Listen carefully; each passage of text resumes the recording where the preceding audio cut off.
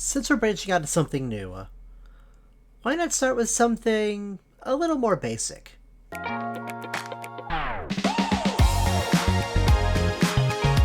Hello and welcome on in, all you good beans. I hope you're all having a great and the amazing day.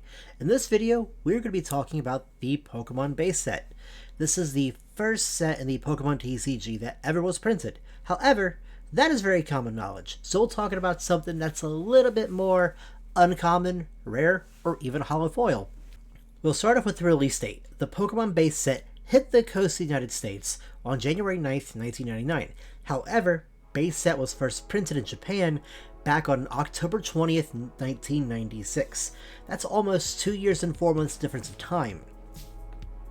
But in Japan, base set was not the actual first Pokemon cards printed.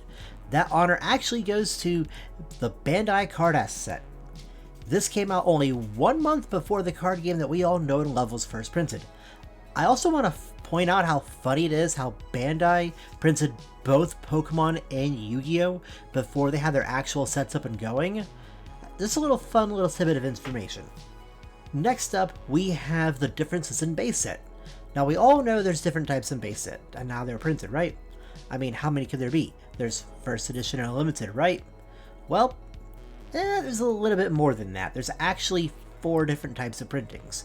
You have your first edition, shadowless, unlimited, and something called 1999 2000 print. It looks kind of like this. It looks like a regular unlimited card, except for on the very bottom of it, on the copyright date, it's 1999 2000s, which is the coast, is the trademark. So just a little hidden thing. Does it make the card more valuable? To the right person, yes, but it's just a fun little thing to find when you're looking through your collection. Now onto the first printed WotC Pokemon card. When you hear this, what do you think it could be? Pikachu? Charizard maybe? Maybe something silly like a Magikarp? Nope, that honor actually happens to go to Blastoise. We actually even have an image of it right here.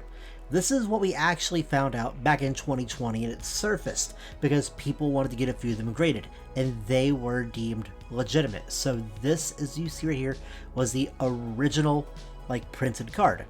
So we know what the Blastoise thing. However, that's not where the uncommon information ends. While doing some research, I discovered something called a disco foiling. Here we have a Charizard, and yes, this card is real. It looks like when Wizards of the Coast was testing out their foil printing, they went through several different processes to see which foil they liked the best. So I love seeing little stuff like this, little evolutions. It's truly fascinating to see where a card game that I loved collecting, where it came from, how it got to be where it is, and how the first set even came to be. It's a beautiful thing to see the history of a TCG.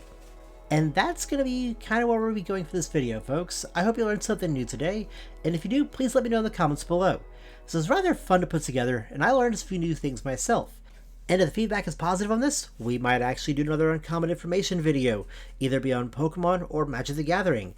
And I know this video was kind of shorter than usual and stuff, but we've been streaming a bit more on Twitch. You can actually find us on twitch.tv/16bitferret.